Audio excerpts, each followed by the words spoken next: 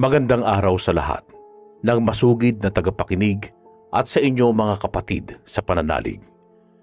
Naway nasa mabuti kayong kalagayan habang pinapakinggan ang kwentong aking ibabahagi sa inyong lahat.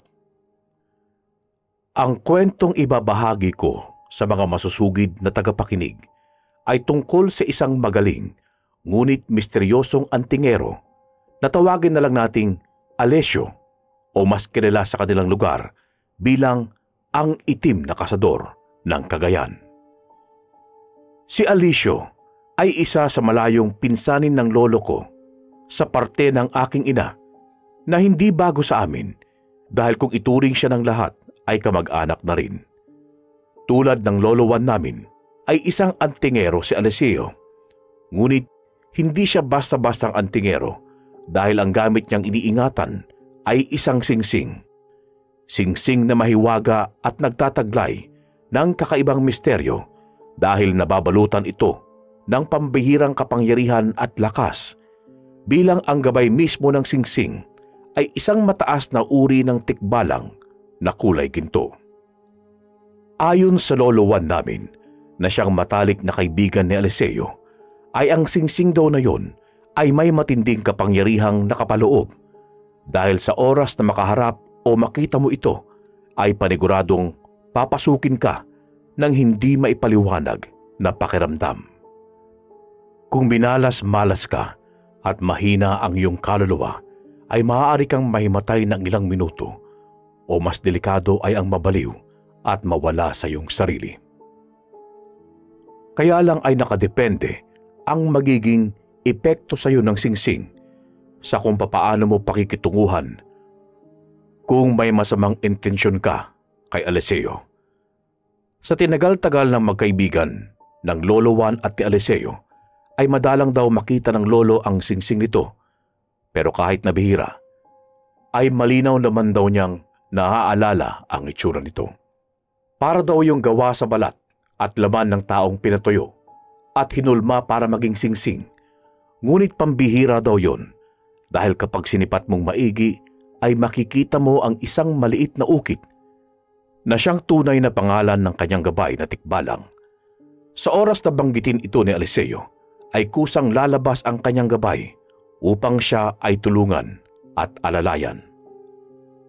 Ngunit kahit naubod ng lakas ang kanyang pinakaiingatang gamit, ay ni minsan hindi niya ginamit ang tangan sa kung anong makabundo o makasalanang gawain, bagkus ay itinutulong niya ito sa mga taong nangangailangan tulad ng minsang sumulat at magsumbong ng kapatid nito mula sa Zamboanga. Ayon sa sulat na ipinadala nito kay Alessio, ay may kung sinong gumagambala sa kanila ng kanyang pamilya.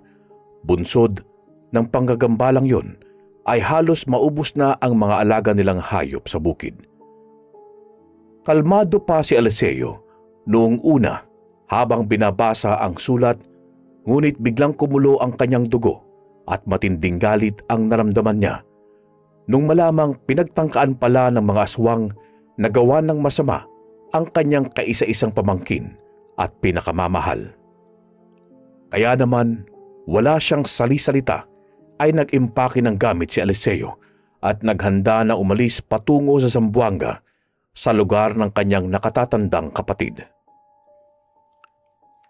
Matapos niyang maihanda ang mga kailangang gamit, ay nagpaalam rin siya kay Lolo Juan bilang pagrespeto sa kaibigan bago tumulak patungo sa Zamboanga. Matagal at malayo ang kanyang biyahe patungo sa Mindanao, ngunit hindi siya nawalan ng kumpiyansa at higit sa lahat ay naroon din ang gigil niya na makatagpo ang sinasabing gumagambalang aswang sa kanyang kapatid. Isang buong araw siyang bumiyahe patungo sa lugar ng kapatid, sakay ng barko, bilang ito lamang ang pangunahing masasakyan sa mga tawid dagat. Hindi pa rin naman kasi ganon kainam ang mga transportasyon ng mga panahong yun, kaya ganon katagal ang kanyang paglalakbay.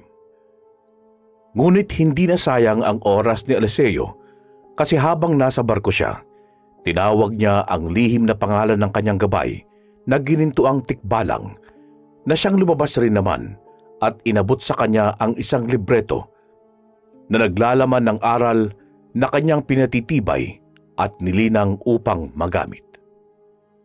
Ayon kay Lolo Juan, ay walang sinumang mortal ang makakakita ng libretong yun dahil bukod kay Eliseo ay yung mestro lamang daw niya ang makakabasa at nakakakita dito, pero hindi naman niya pinangalanan ang sinasabi niyang maestro. Habang binabasa ni Eliseo ang libreto, ay nahagip ng kanyang mga mata na may tila umaaligid na mga engkantong puti sa kanya. Marahil ay nahahalina ang mga ito sa narinig nilang bitaw na mga kataga na tila mapagkain sa mga yon. Kahit nasa gitna sila ng karagatan, ay napapangiti na lang si Eliseo na makita ang iba't ibang nilalang na lumalapit upang damahin ang kanyang sinasambit na mga usal. Ultimo mga duwende at mga puting espiritu ay lumalapit. Nung napansin niyang sumusobra na sa dami, ang kanyang mga panauhing hindi basta-basta nakikita ng ordinaryong mata, ay doon na napagdesisyonan ni Eliseo na umusal ng pantaboy sa mga espiritual na nilalang. Vade Spiritus, pabulong niyang bitaw.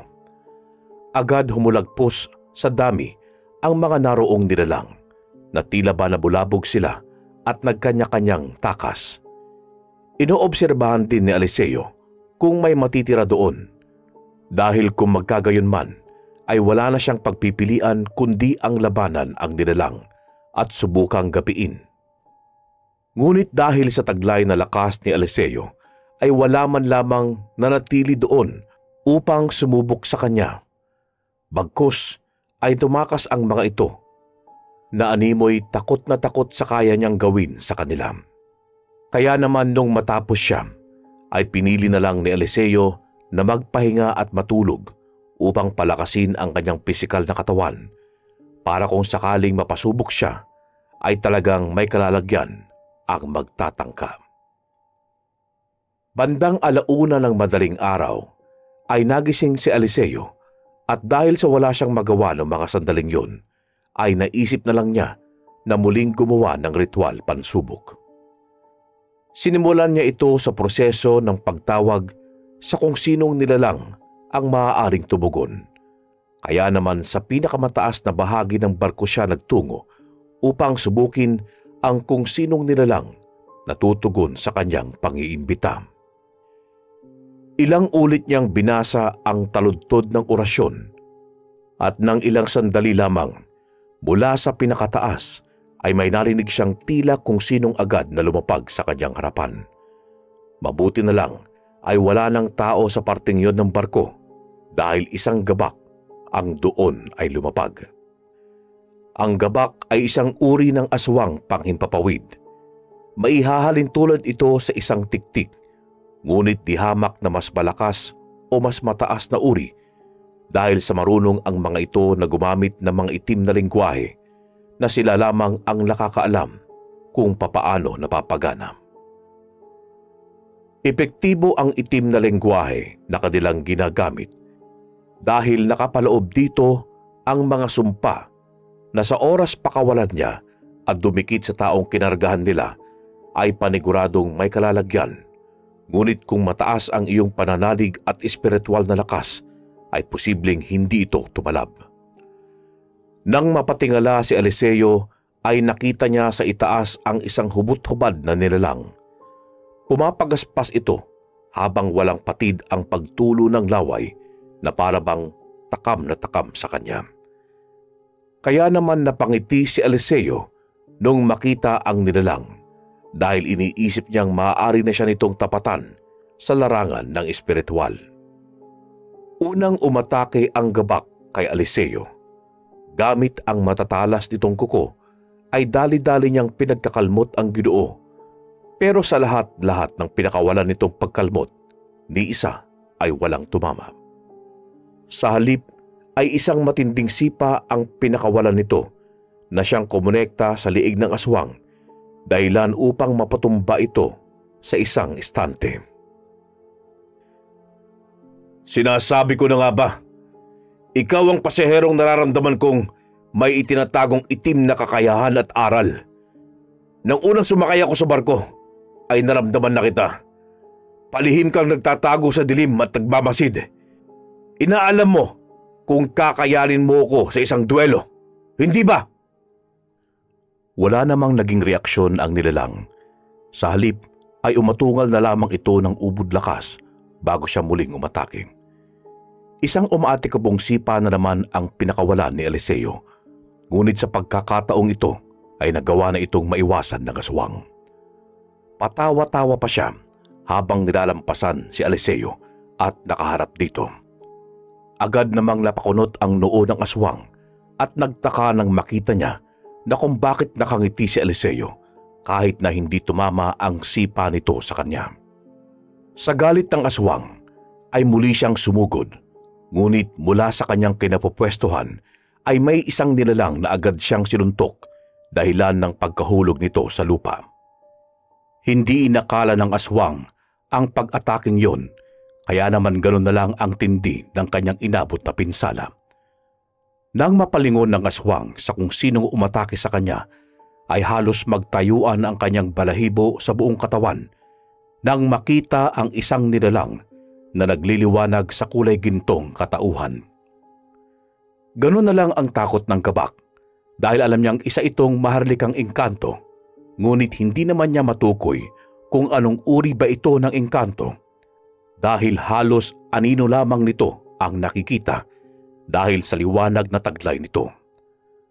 Agad na gumapang ang nilalang upang tumakas, ngunit sa kanyang pagpasag ng pakpak ay naramdaman na nitong wala na ang dalawa niyang hita.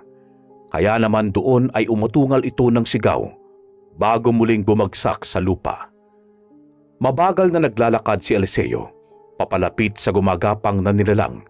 Sa kanya inihagis ang dalawang putol nitong hita. Sa tingin mo, saan ka pupunta? Tatakasan mo ako? Nakangiting saad ni Eliseo sa nilalang habang inaangilan siya nito na tila ba isang mabangis na hayop. Nang papalapit na si Eliseo sa gabak upang kitilin ang buhay nito, ay bahagyang ngumiti ang nilalang, sabay na may kung anong inusal ito at idinura kay Eliseo na siyang tumama sa kanyang balikat. Dahil sa hindi inaasahan ni Eliseo ang pag-ataking yon ng gabak, ay napaluhod siya ng bahagya at napapatungo. Tampalasan! Masyado kang mayabang, antingero. Akala mo kung sino ka na at wala nang makakatalo sa'yo. Ngayon mo nasapin ang aming pamatay na sumpa, ang itim na lingwahe.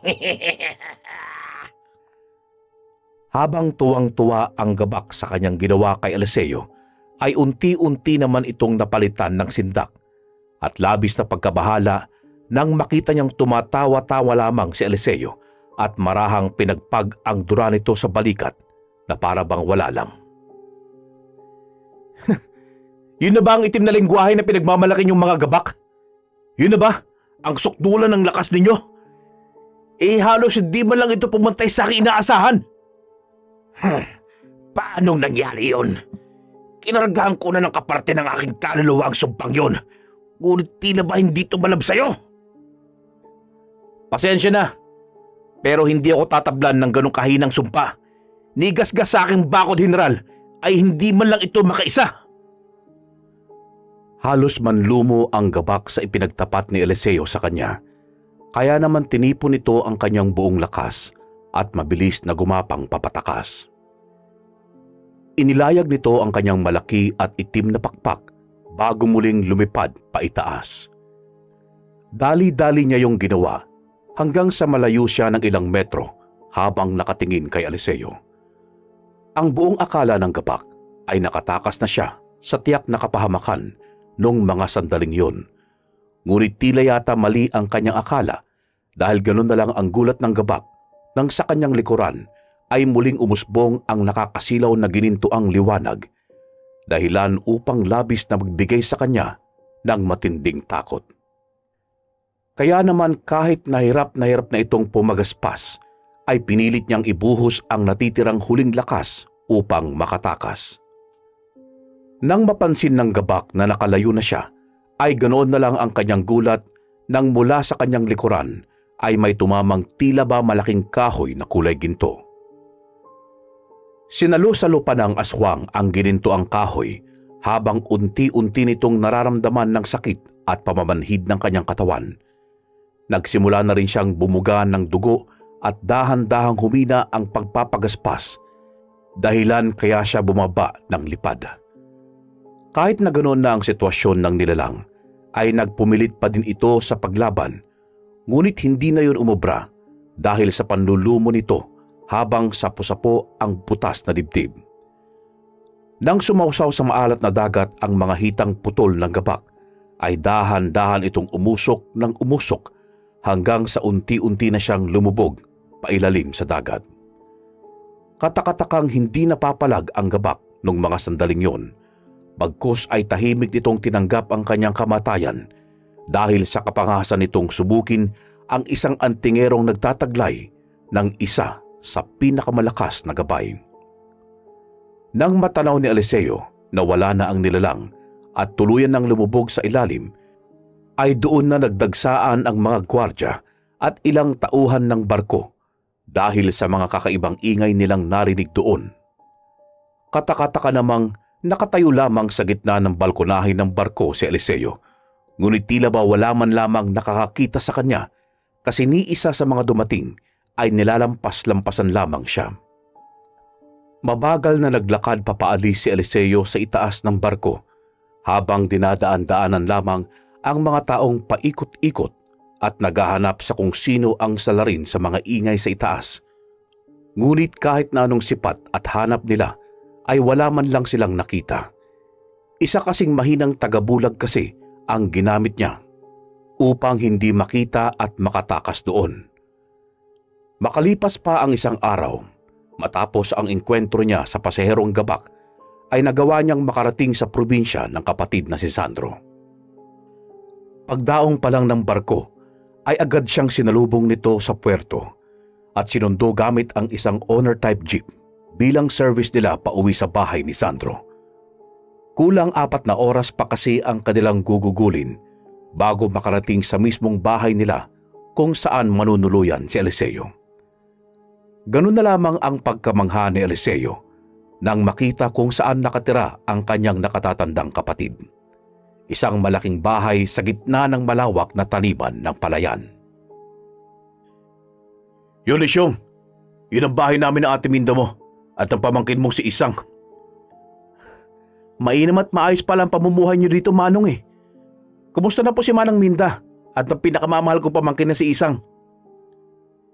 Tila may kung anong biglang bumagabag sa kapatid ni Eliseo dahil ang nakangiti nitong mukha ay napalitan ng lungkot at pagdadamdam dahil umano sa problemang kinakaharap nila. "Teka, Manong, ano nga po ba ang tunay mong problema? At bakit pinasugo mo pa ako?" "Isyong, hindi itong lugar kung saan tayo pwedeng magkausap tungkol sa problema ko. Maraming mata sa paligid. Hindi natin alam kung sino ang nakikinig sa hangin." Agad namang nakuha ni Eliseo ang ibig sabihin ng nakatatandang kapatid, kaya naman minabuti na niyang manahimik na muna at ituloy na lang sa bahay nila ang mismong kwentuhan. Habang tinatahak nilang magkapatid ang daan, ay may nakasalubong silang grupo ng mga tao. Binubuo ito ng 6 na individual. 2 sa kanila ay pawang mga lalaki at 4 roon ay puro kababaihan. Agad namang napansin ni Eliseo ang nauunang matandang babae dahil tila ba umaakto ito ng may kakaiba. Lumalakad kasi ito ng napakabilis kahit mababakas mo sa mukha ng matanda na may katandaan na talaga siya. Lalampasan na sana nila ang grupong yon, ngunit nang makita ng isa sa mga ito ang dayong si Eliseo, dali-daling tinangkang parahin ng grupong yon ang mabilis na sasakyan, ngunit mabilis silang iniwasan ni Sandro at dire-diretsyong tumuloy sa baryo kung saan nakatira ang kanyang kapatid. Kahit na ganoon, ay pinakatandaan ni Eliseo ang bawat mukha at kilos ng mga taong yun upang sa susunod na magkikita sila ay makikilala niya ang mga ito. Manong, sinong grupong yun? Pag-uusisan nito sa kapatid na seryoso ang mukha. Mga tauhan niya ni Tandang Usman. Siya yung punong barangay sa dulong bayan at kinakatakutan dahil napapabalitang siya daw ang pinuno at hari ng mga aswang sa lugar. At ang matandang babae na pumapara sa atin ay kilala sa tawag na Aling Piling, isa sa mga kaanak ni Tandang Bando.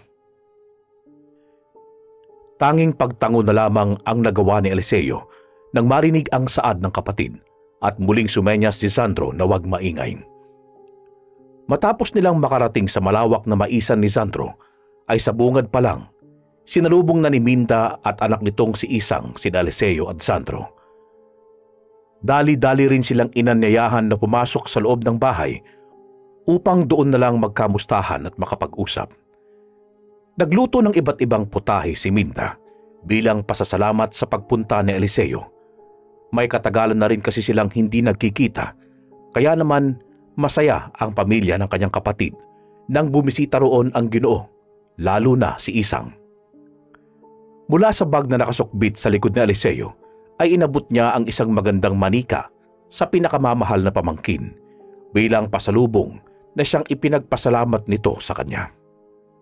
Ay, halina muna kayo dito, Isyong, at mananghali na tayo. Paanyaya ni Minda sa kanyang bayaw at asawa. Gumuhit ang matamis ng ngiti sa labi ni Eliseo bago siya lumapit sa hapag at kumuha ng plato para kumain. Iniabot naman ni Isang ang mga kubyertos sa kanya at doon ay nagtabi sila upang makapagkwentuhan na rin. Habang nasa kasarapan ng pag-uusap ang pamilya ni Sandro, ay naputol ito nang marinig nila sa labas ang malalakas na pagkatok sa pintuan ng kung sino. Tao po! Tao po! Mang Sandro! Nariyan po ba kayo? Sigaw nito sa labas ng bahay. Dali-dali namang tinungo ni Sandro ang pagtawag sa kanya at dali-daling lumabas ng bahay upang tignan kung sino ang may kailangan. Oy, Lito, ikaw pala. Maaari ko bang malaman kung bakit ka na parito? At anong iyong sadya? Mang Sandro, yung alaga niyo pong kalabaw na paanakin, natagpo ang wala ng buhay at wakwak pa ang tiyan. Ano? Paano nagyari yun? Kagabi lang ay kasama pa kita nung ipasok natin yung kalabaw sa kwadra, hindi ba? Opo, Mang Sandro. Magkasabay pa po nating ikinandadong kwadra upang walang makapasok. O siya. Teka, hintayin mo ako. Mag-asikaso lang ako bago tayo magtungo sa kulungan ng mga hayop. Nagmamadaling saad nito sa tauhan na nag-aalala at takot na takot. Nang mapadaan si Sandro sa kanyang mag-ina at kapatid na masayang nagkukwentuhan, ay agad napansin ng mga ito ang malungkot at nag-aalalang mukha ng Ginoo. Oh, mahal, bakit? Anong problema? Sinong dumating? Si Lito yung nagpunta, mahal. Masamang balita ang hatid niya sa akin . Yung iniingatan daw namin kalabaw na manganganak natagpuan ng wala ng buhay. Nako, grabe naman yan. Sino naman walang pusong gagawa nun sa alaga natin? Hindi naman nakasagot si Sandro sa kanyang asawa dahil hindi din niya alam kung papaano niya ito papaliwanag sa kanila ang nangyari. Nang mapadako ang tingin ni Sandro sa nakababatang kapatid na si Eliseo, ay isang makahulugang tingin ang ginawa nito na agad rin namang naunawaan ng kapatid. Kaya naman tumayo siya sa hapag bago magalang na nagpaalam upang samahan ang nakatatandang kapatid. Pinipigilan pa ni Isang si Eliseo na tumayo, ngunit nang ipaliwanag ng kanyang ina na kailangan nilang umalis ng ama nito, ay patango-tango na lamang siyang umupo. Habang tinatahak nilang magkapatid ang daan patungo sa kulungan ng mga alagang hayop, ay may tila na amoy si Eliseo sa hangin na kung ano at labis niyang ipinagtataka. Manong, hindi mo ba naamoy yun? Naamoy? Ang alin? Yung masangsang na amoy. Lito, may naamoy ka bang kakaiba? Wala naman po, Mang Sandro. Bukod sa amoy dumi ng mga hayop. Ngunit dahil hindi siya maaaring lumantad, ay ngumiti na lang ito sa dalawang kasama bago nagpatuloy sa paglalakad. Ngunit hindi nagpapakampante si Eliseo ng mga sandaling yun dahil alam niya na may aswang na malapit sa kanilang kinaroroonan at alam din niyang isang uri ito ng aswang na maharlika dahil papahapon pa lang noong mga oras na yun at tirik ang araw ay tila ba hindi ito natatakot at naroon pa talaga ito at ito'y nagkukubli sa kung saan habang sinusubaybayan sila. Nang makarating silang tatlo sa kwadra ng mga kalabaw at baka, ay napatikip na lang ng bibig si Sandro at Lito habang nandulumo sa nakita nilang kalunos-lunos na sinapit ng kalabaw sa kamay ng kung sinong salarin. Sa aking palagay, Mang Sandro, isang malaki at mabangis na hayop ang gumawa niyan sa ating mga alaga. Muling napatingin ng makahulugan ang Ginoo sa kapatid nitong si Eliseo dahil sa may hinala itong walang kinalaman ang mabangis na hayop sa pagkakapatay ng hayop, kundi gawa ito ng isang aswang na abwak o aswang na panglupa. Ang abwak ay isang uri ng mga aswang na may kakayanang magpalit anyo bilang isang malariptelya o mas alam ng karamihan bilang isang taong bayawak na may matatalas at mahahabang braso na kanilang ginagamit na panghukay sa ilalim ng lupa upang makapambiktima ng kung sinong matipuhan nila. Ngunit ayon sa ibang antingero na nakaharap na ang ganitong nilalang, ay hindi sa lahat ng pagkakataon ay taong bayawak ang abwak dahil kung minsan daw ay ginagaya nila ang anyo ng malaking uwak at sa himpapawid na gahasik ng lagim upang dagitin ang mga taong nais nilang kainin. Nang mapagtanto ito ni Eliseo, ay agad siyang gumawa ng paraan. Lito, Manong Sandro, subukan niyong maghanap sa buong paligid ng malaking umbok na lupa na sa tingin niyo ay kakaiba. Madali kayo! Saad dito, halos pabulong sa kanilang dalawa. Wala mang malinaw na paliwanag si Eliseo sa kanila. Ngunit kahit na ganoon, ay sinunod naman nila ito matapos na makitang seryoso siya sa kanyang pinaggagawa. Lahat ng sulok sa lugar ay kani-kanilang tinunton at ginalugad. Nagtulong-tulong sila sa paghahanap. Hindi sila tumigil sa paghahanap hanggat wala silang nakikitang umpok ng lupa. Dahil na rin sa itinagal-tagal ng kanilang paghahanap, ay hindi nila halos napansin na unti-unti na palang dumidilim ang kapaligiran. Malapit nang sumuko silang tatlo nang sa hindi inaasahang pagkakataon ay may nakitang maumbok na sa gawing dulo si Lito. Bagaman may kadiliman ng paligid at kitang-kita nito ang tila ba pagtibok ng lupa, kaya naman dali-dali niyang sinigawan ang kanyang mga kasama upang tumungo sa kanyang lokasyon. Dahil sa walang kaide-ideya si Lito kung ano ang umbok na lupang yon, ay nilapitan niya ito at tinangkang tusukin gamit ang kapirasong kahoy na kanyang napulot. Sinubukang kalikutin ni Lito ang lupa nang biglang may lumabas na kamay mula roon at dali-dali siyang kinapitan. Sa takot at gulat ng lalaki ay buong lakas siyang nagsisigaw ng tulong. Buong lakas siyang nagpumiglas at sumusubok na matakasan ang kamay na nakakapit sa braso niya. Gamit ang kahoy na hawak ay pinaghahampas niya ito, ngunit hindi man lang natinag ang kamay, bagkus ay lalo pang humigpit ang kapit nito sa kanya na halos mabutla ang kanyang mga kamay. Umiiyak na si Lito nang abutan nilang magkapatid. Manong! Tulungan niyo po ako! Saad nito habang umiiyak. Huwag kang maglala. Hindi ka namin papabayaan. Dali-daling umusal ng buhay na salita si Eliseo at agad niya itong ibinala sa kanyang kanang kamay bago niya ito itinapik sa kamay ng nakakapit kay Lito. Nang mapadampi ito sa kamay na nakakapit ay tila may kuryenteng dumaloy sa kamay, kaya naman agad itong napabitaw sa pagkakakapit.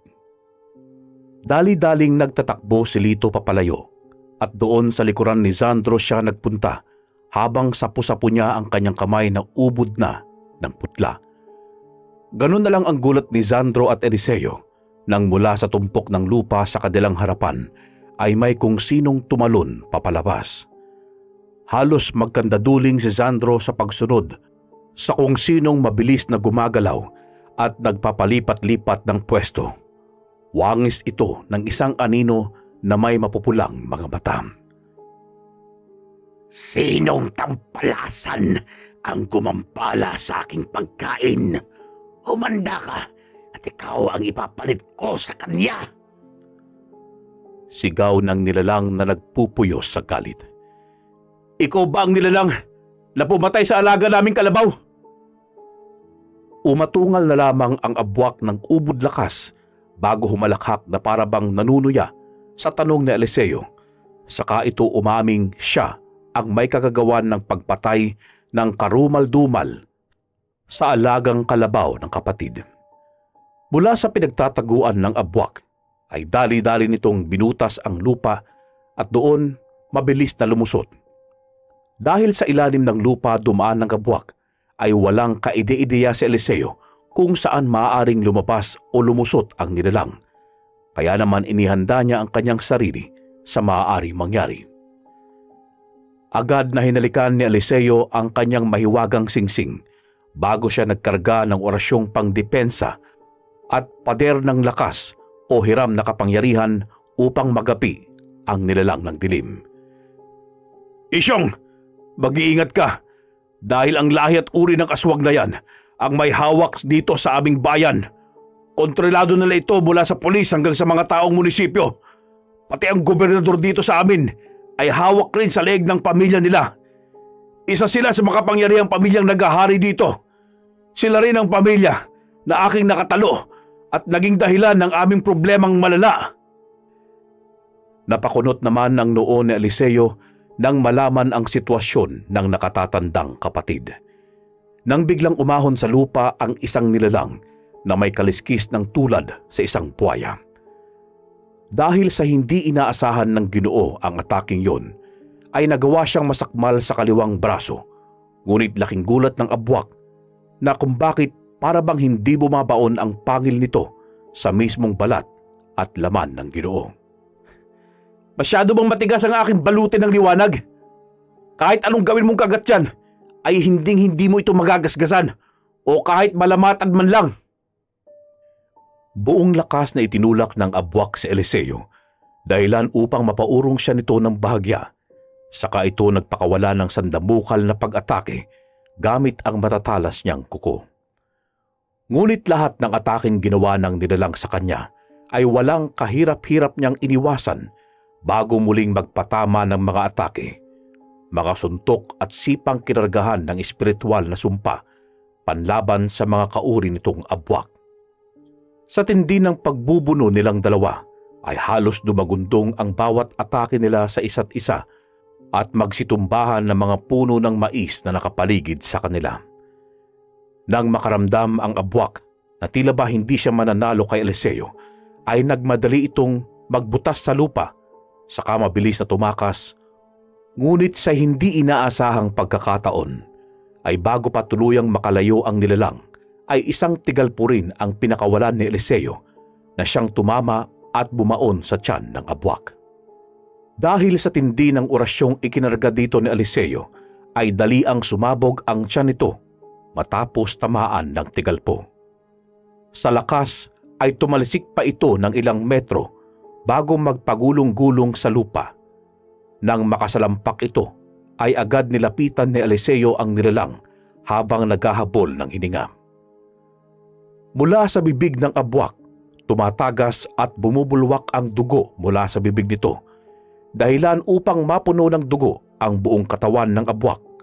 Bago malagutan ng hininga ang aswang, ay nagawa pa nitong makapagsalita kay Eliseo. Tandaan mo ang ginawa mong sa akin ito, Antingero. Sa tingin ko naman ay alam mo kung paano magalit sa tandang Usman, hindi ba, Mang Sandro? Ang kung ano ang maaaring mangyari sa iyo at sa pamilya. Hindi na nagawang matapos ng aswang ang kanyang mga sinasabi dahil muli na naman itong tinigalpo ni Eliseo, dahilan upang sumabog ang ulo nito at magkalat sa paligid ang utak nito at dugo na ubod ng lansa. Wala akong pakialam kung sinong sinasabi mong Tandang Usman. Basta't kalaban ito ng Diyos Ama at panig sa kaliwa ay taos puso ko itong susupilin. Kahit na buhay ko pa ang maging kapalit. Habang patuloy sa pagsasalita si Eliseo, ay bigla siyang natigilan nang maramdaman na tila ba may nagmamasid sa kanila sa hindi kalayuan at tahimik na nakikinig sa kanila.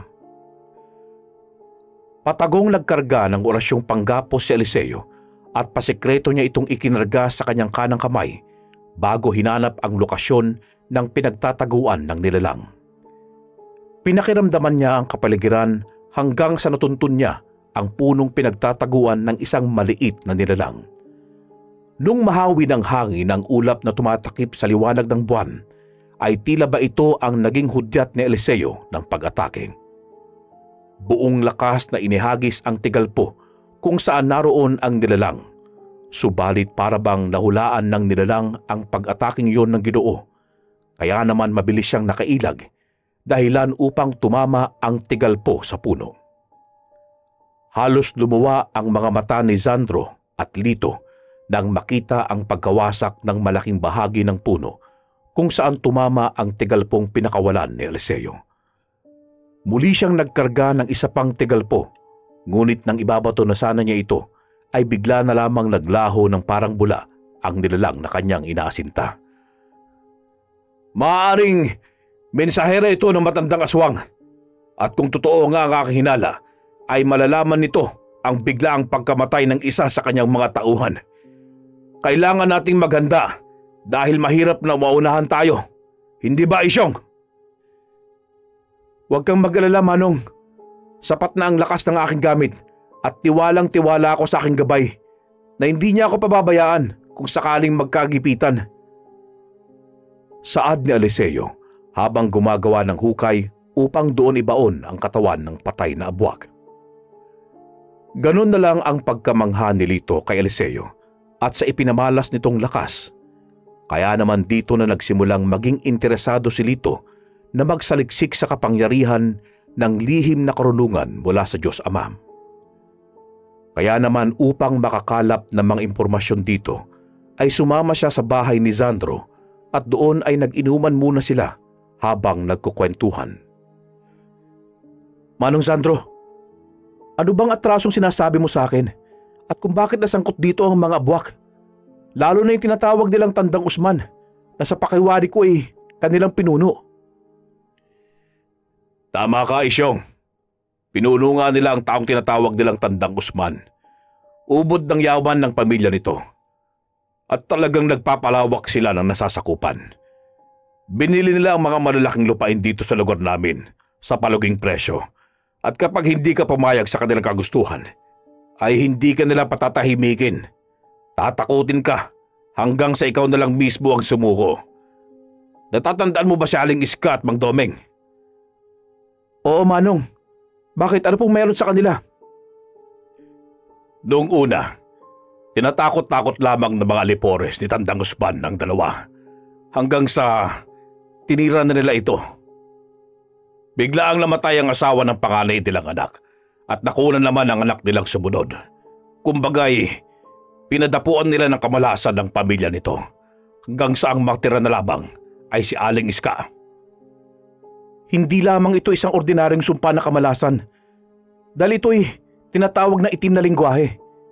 Hindi ko alam na may kakayanan pala ang mga abwak na gumamit ng ganon, bukod sa mga gabak na aswang. Sila lang kasing kilala kong gumagamit ng kapangyarihang ito para sa mga biktima nila. Gabak? Bakit? Nakainkwento ka ng gabak? Hindi ba't delikado ang aswang na yon? Oo, Manong. Napasabak ako sa isang laban na hindi ko sukat akalain na magaganap. Mabuti na lang at natulungan ako ng Diyos Ama at ng aking gabay. Sabay hinalikan ni Eliseo ang tanga nitong singsing mula sa kasanggang tikbalang. Nang mapunta dito sa maisan ko si Tandang Usman, ay kinausap ko ako dito ng mag-isa at doon kinumbinsi upang ibenta sa kanya ang lupang minana ng asawa kong si Minda sa kanyang mga magulang. Noong hindi ako pumayag sa kanilang kagustuhan, ay hindi naman ito minasama ng Ginoo. Bagkus ay Humingi pa nga ito ng tawad sa amin dahil sa kanyang kapangasang ginawa. Kaya naman, inakala namin ng asawa ko na ayos lang ang lahat dahil maayos naman silang umalis dito sa bahay. Ngunit ang inakala namin na payapang usapan ay tila ba hindi nasunod dahil kinagabihan noon lamang, nung araw na rin yun, ay ginambala na kami ng mga aswang. Gabi-gabi silang pumaparito upang takutin kami at pagbalakad ng masama. Sinubukan kong kontrahin ang mga ito sa pamamagitan ng aking kakarampot na kaalaban at mga tipikal na pangontrang magtataboy sana sa mga aswang na bumibisita. Ngunit ganoon na lang ang aming takot dahil ang mga uri ng aswang na ito ay hindi sila basta-bastang natatakot o tinatablan ng asin, bawang at iba pang pangunahing gamit. Kaya naman, sumangguni ako sa isang kakilala kong albularyo sa kabilang bayan. Pero maging ito ay umayaw sa amin nang marinig na si Tandang Usman ng aming kalaban. Natakot ito at tinanggihan kami. Ayon dito, ayaw daw niyang madamay o masangkot sa gulo, lalo na't maging sila ay kinakatakutan ng mga uri ni Tandang Usman. Natatandaan mo ba yung nakita nating grupong naglalakad sa kalsada noong nakaraan habang binabaybay natin ang kalsada at nagtangkang pumara sa atin? Oo, naalala ko pa, Manong. Yun yung grupo na binubuo ng 2 lalaki at 4 na babae, hindi ba? Bakit? Anong meron sa kanila, Manong?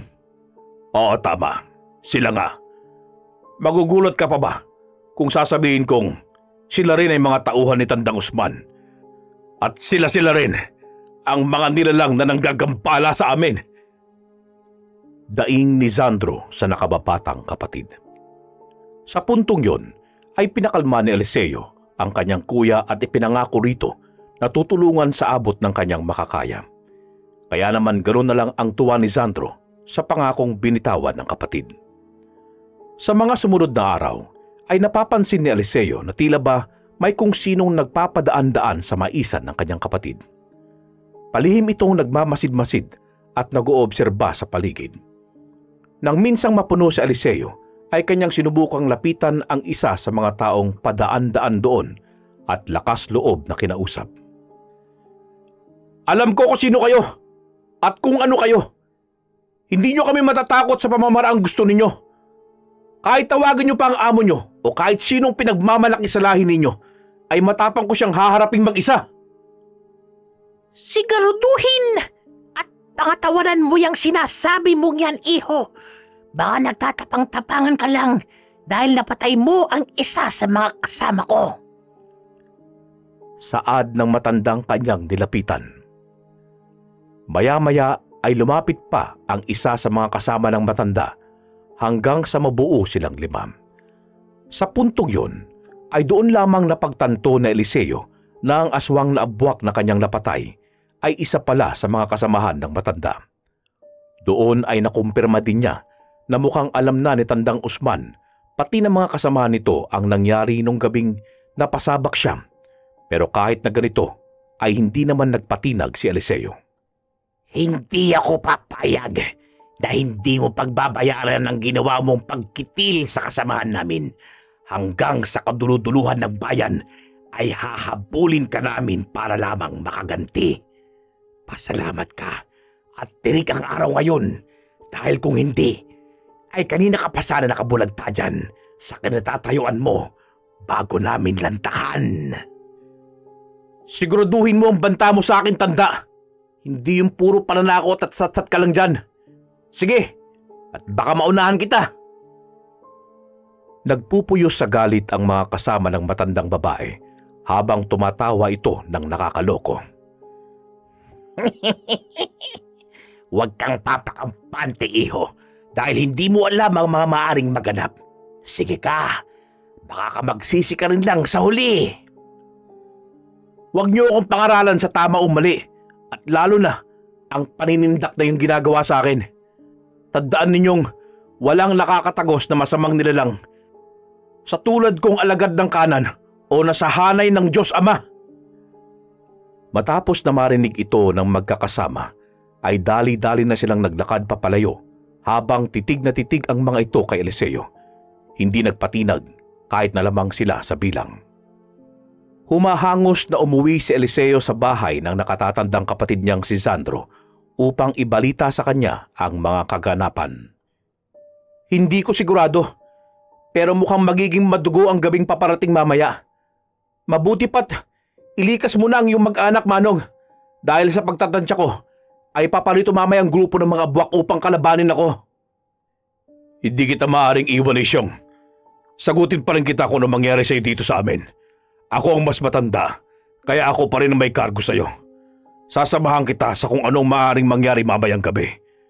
Papupuntahin ko na lang muna si Minda at isang sa kabilang bayan, sa kapatid ni Minda upang doon na muna sila, habang hindi pa natatapos ang problema namin sa mga aswang na buwak. Kaya naman ipinahatid na ni Sandro kay Lito ang kanyang mag-ina sa kabilang bayan upang makaiwas sa nagbabadyang gulong magaganap.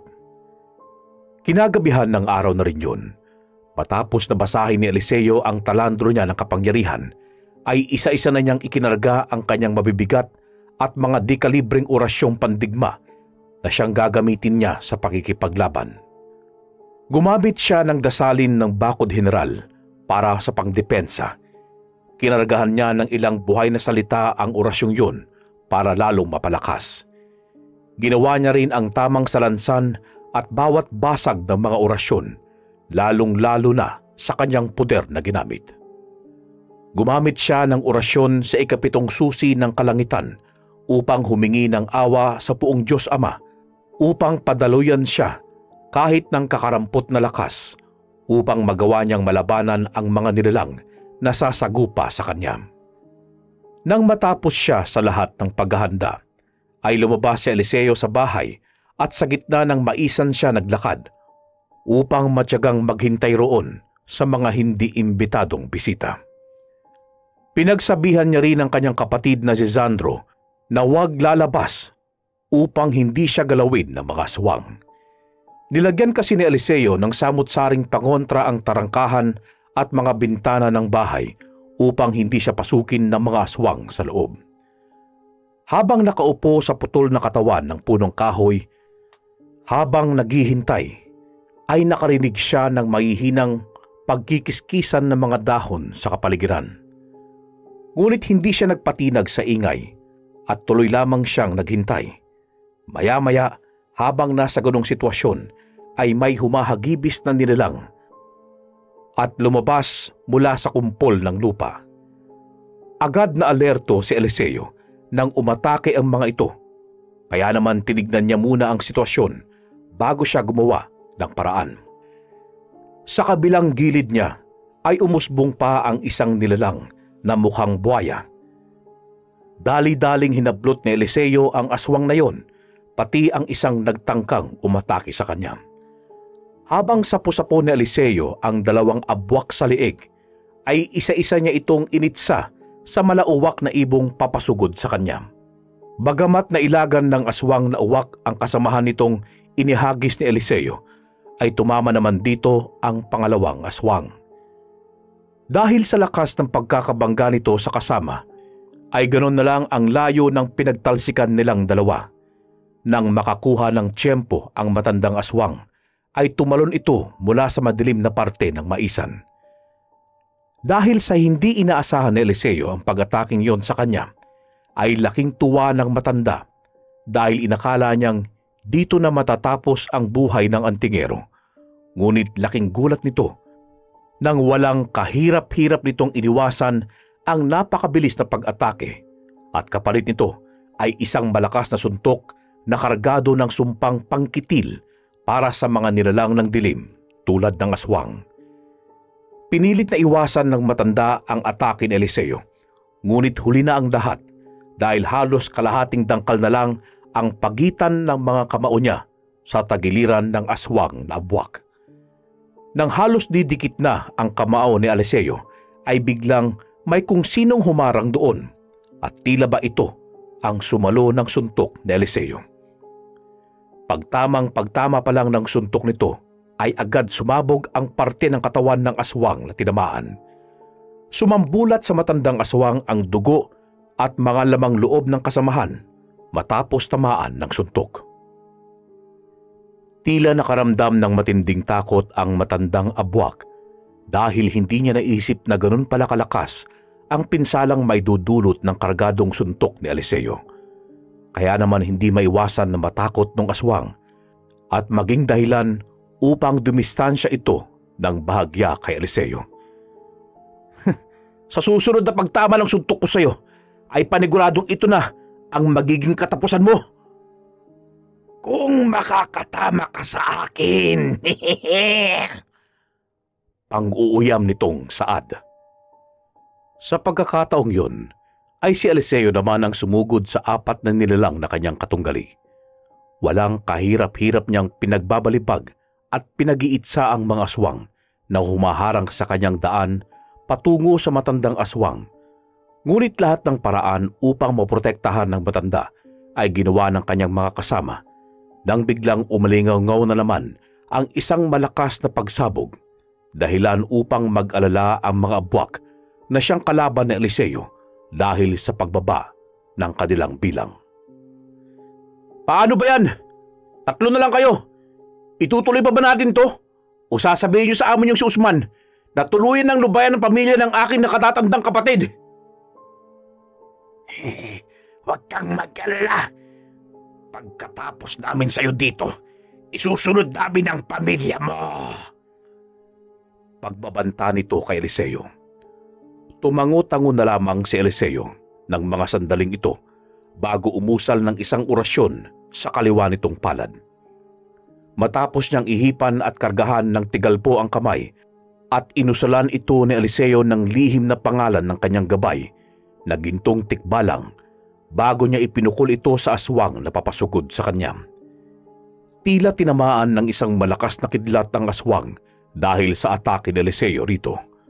Walang tigil itong nangisay ng nangisay hanggang lumabas ang usok sa mga ilong nito, tenga at bibig na para bang naluluto ang kanyang mga lamang loob. Gusto pa sanang tulungan ng kanyang mga kasamahan ang nag-aagaw buhay na kasama. Ngunit bago pa sila makadikit sa kasamang naghihirap, ay pinagtitigal po niya ang dalawang yon, dahilan upang magsitago sa mga pananim na mais. Umaangil ang galit na matandang abwak na para bang hinahamon na umatake muli si Eliseo sa kanya. Kaya naman nang makakuha ng pagkakataon si Eliseo, ay sinugod niya ang matandang abwak. Nung matatamaan niya na sana ito ng suntok, ay biglang may sumuwag sa kanyang tagiliran, dahilan upang tumalsik siya ng ilang metro at magpagulong-gulong sa maisan. Lintik, hindi ko inaasahan yun ah. Bukod pala sa abwak, ay may bagatan din kayo kasama. Saad nito sa matandang aswang na patawa-tawa. Kung sa tingin mong makakaligtas ka sa akin at sa amo namin si Tandang Usman, ay nagkakamali ka. Maling-mali na kami ang kinalaban mo, bata. Yan na ba si Tandang Usman? Kung gayon, tulad nga sinabi ko kanina, ay isang bagat na aswang ang amo nyo. O siya, kung sa tingin mong siya yung magiging alas mo sa laban, ay mukhang gagamitin ko na rin ang aking alas. Saad niya, habang idinudura ang dugo sa kanyang labi, bunsod ng pag-atake ng malaking baboy ramo. Dahan-dahang itinaas ni Eliseo ang kanyang kamay at itinapat niya ito sa kanyang bibig bago nag-usal at sinambit ang lihim na pangalan ng kanyang gabay. Halos mabulag sa pagkasilaw ang mga aswang na naroon nang mula sa kawalan ay umusbong ang isang portal at mula sa portal na yon ay lumabas ang nagniningning na kulay gintong tikbalang na humahalinghing pa. May tila ba ay binubulong-bulong siya sa nilalang, dahilan upang ito ay umatungal ng ubod ng lakas, sabay turo sa aswang, nawangis ng isang baboy ramo, at ito ay walang iba kundi si Tandang Usman. Kinalahig ng tikbalang ang kanyang mga paa ng ilang ulit na para bang naghahanda sa pag-atake. Nang bumitaw ng utos si Eliseo, ay doon lamang humulagpos ang kanyang gabay at hinarang ang pagsuwag ng malaking baboy ramo. Nakipagbalyahan ng ilang ulit ang gabay ni Eliseo na tikbalang at ang aswang na si Tandang Usman. Dahil sa tindi na mga pagtama ng kani-kanilang mga atake sa katawan, ay tila ba dagundong ito ng kulog na umaalingaw-ngaw sa buong paligid ng ubod lakas. Halos mabingi naman silang naroon at nakakasaksi sa laban ng dalawang malakas na nilalang. Wala nang sinayang na pagkakataon si Eliseo at dali-dali niyang hinablot ang dalawang aswang na tulala sa naglalaban. Ganun na lang ang gulat ng aswang nang bigla silang hablutin sa kwelyo na Eliseo at sabay ibinalibag. Agad na umusal ng isang buhay na salita si Eliseo at dalian itong inihip sa babaeng abwak dahilan upang hindi ito makagalaw. Ganun din sana ang kanyang gagawin sa isang kasama nito, ngunit dahil sa tindi ng pagpupumiglas ng abwak ay nabitawan ito na Eliseo dahilan upang makalas ang orasyon niyang panggapos. Matapos makawala ng isang abwak, ay dali-dali itong tumalon sa lupa at mabilis na lumubog.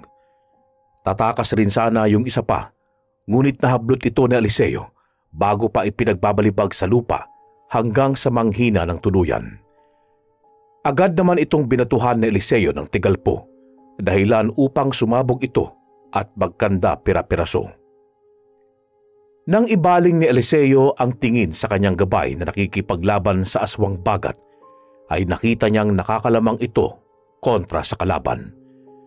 Kaya naman kahit papaano ay nagtiwala siya sa kanyang gabay bago muling tinugis ang papatakas na aswang na sumuot sa lupa.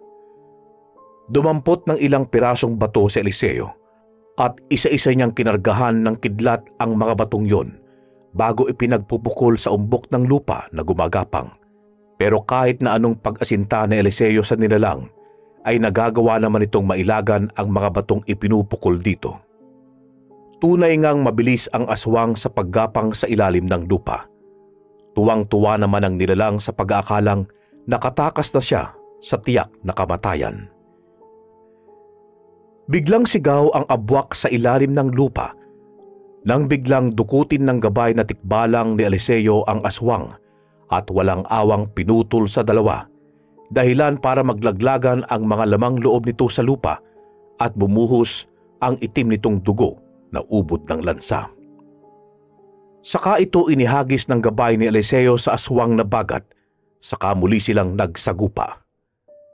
Habang si Eliseo naman ay inatake na ang matandang abwak na hindi pa rin makapaniwalang nagagapi na ng gabay na gininto ang tikbalang ni Eliseo ang kanilang amo. Kitang-kita rin sa pangangatawan ng bagat na punong-puno na ito ng sugat na hindi na mapagaling ng aswang.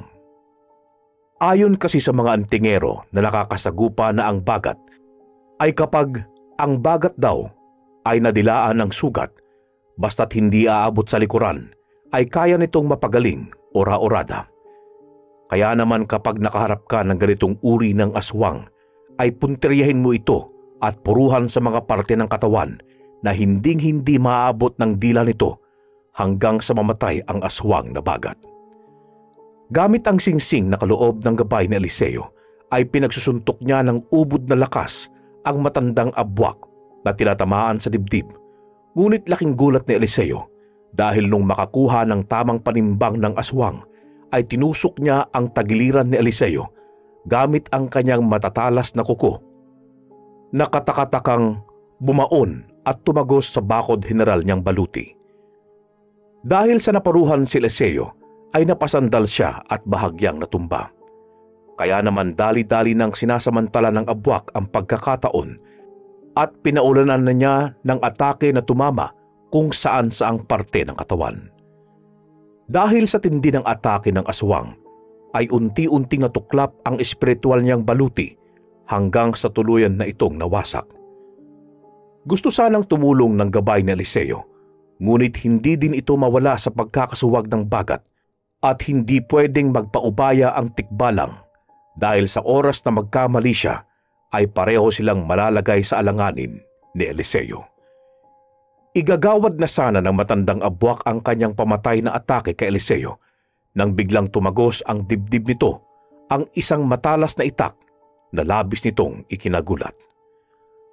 Umagos ang itim na dugo sa dibdib nito hanggang sa unti-unti na itong manghina at mangatog pagbunot ng talim ng itak sa dibdib ng abwak, ay ganon na lang ang gulat ni Eliseo nang makita ang kapatid na si Sandro. Kaya naman napangiti siya dahil hindi niya inaasahang pagkakaligtas ng panganay na kapatid. Dali-daling inakay ni Sandro ang bugbog na katawan ni Eliseo habang inuupo sa isang malaking istante ng bato upang makapagpahinga.